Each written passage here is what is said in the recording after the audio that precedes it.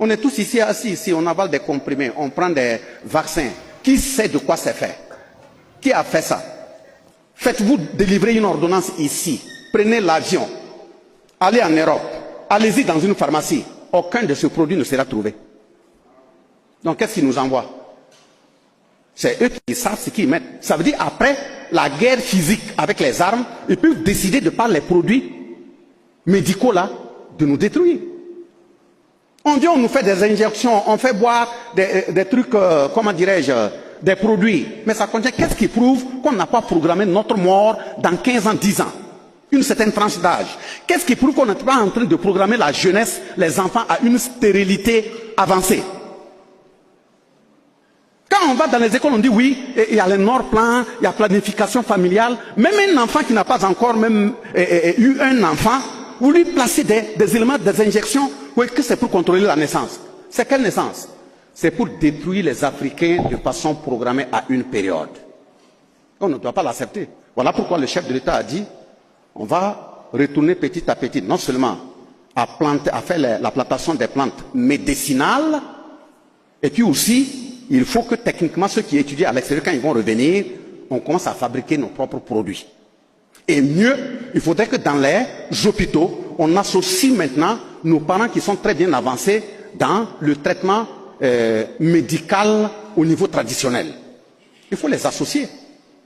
Ce n'est pas des mécréants, ce n'est pas des gens qui ne connaissent rien. Parce que quand vous me dites, oui, on a envoyé un vaccin, moi je dois, ouais, il y a telle maladie là, c'est eux d'abord qui rentrent dans leur laboratoire. Ils fabriquent leurs microbes. Ils viennent, ils les essaient chez nous.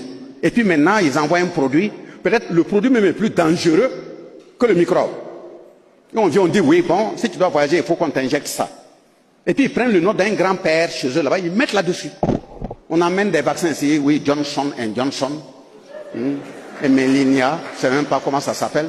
Peut-être Johnson même, vous croyez que quelqu'un qui était peut-être un vagabond, un criminel, qui est mort même en prison, on prend son nom, on met sur un vaccin.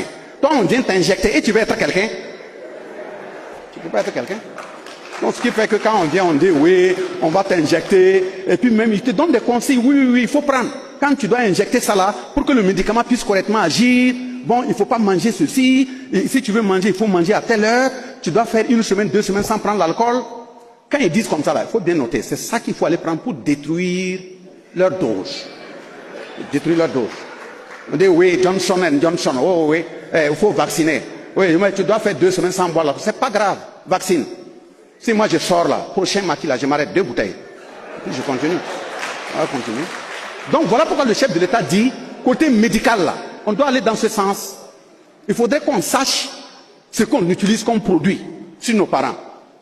L'autre élément qui suit, c'est la question alimentaire. Qu'est-ce que nous mangeons? Vous voyez, on prend un petit plat de riz comme ça, on met dans une grosse marmite, ça se remplit. Il y avait quoi dans ce petit plat de riz là? Vous êtes sûr que c'est ce qu'ils mangent chez eux? Pas du tout. Des produits périmés qui doivent même plus être consommés par des animaux. C'est ça qu'on convoite chez nous pour nous donner. Donc on doit s'investir pour faire l'autosuffisance alimentaire. Et c'est ça qui est en route. Comme le chef de l'État a fait rentrer des machines, des éléments agricoles en intense, et que depuis un certain nombre d'années, nous sommes en phase aussi avec nos ancêtres. Les chefs ont versé quelques louchées d'eau. Ça fait 2 ans maintenant, il pleut très bien. Mes chers chefs, l'année prochaine, versez des canaries. Il pleut très bien. Donc ça veut dire si on avance comme ça, il n'y aura pas de problème. On va savoir ce qu'on mange. Produisons ce que nous mangeons. Et vous avez vu comment on a mis dans nos têtes, comment ils veulent nous tuer. Même dans l'école, on nous apprend qu'à la maison, là, le taux n'est plus bon. Quand tu rentres de l'école, tu vois, on prépare un taux, on veut parler à tout le monde. Chacun dit, c'est l'Afrique en danger. Mais au moins, le taux, vous savez d'où ça vient. Vous êtes sûr que ce que vous êtes en train de les macaronis et autres là, vous êtes sûr que ce n'est pas l'Afrique en danger? Là même, c'est même pas l'Afrique en danger, c'est l'Afrique morte. Puis tu ne sais pas ce que tu consommes. On est ça, on est dans ça. Vous prenez les boîtes de lait, sortez dans une alimentation, payez la boîte de lait et regardez ce qui est écrit dessus. Et tapez sur le net dans une même alimentation en Occident. Ce n'est pas du tout la même composition. Donc qu'est-ce qui nous envoie? Qu'est-ce qu'on consomme? On est dans ça, des enfants de 13 ans, 12 ans, 14 ans, ils vont à l'hôpital, on dit qu'ils ont tension. On ne sait même pas quand est-ce qu'ils se sont mariés.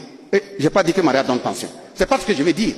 Mais comment un jeune comme ça peut avoir tension? Mesdames, est-ce qu'on doit continuer comme ça? Vous voyez, quand vous partez même, Dieu vous donne l'enfant et ainsi de suite. Regardez tous les produits qu'on utilise pour bombarder. Et puis après, bon, un accouchement, 2 accouchements, 3 accouchements. Bon, madame ne tient plus. Mais regardez nos mamans. C'est le Sumbala, la potasse. Il fait même jusqu'à 10 enfants. Mais il continue de marcher, aller très loin. Et on continue, même avec tout ça, on croit que, bon, il faut tout faire pour les ressembler, amener leurs produits. Nous, on va quitter dans ça. Et l'avant-dernier élément, on ne va pas continuer de laisser nos chefs d'État qu'ils viennent accuser, attraper, aller juger chez eux en parlant de Cour pénale internationale. Non. Nous, on est sorti de la Cour pénale internationale, on va créer une Cour confédérale de justice. Si quelqu'un déconne, on va se juger entre nous. Il n'y a pas de raison que vous preniez un Africain parce qu'il gère bien son peuple pour aller le juger. Pourquoi vous allez aller le juger? Parce que même quand on dort et puis on l'amène là-bas.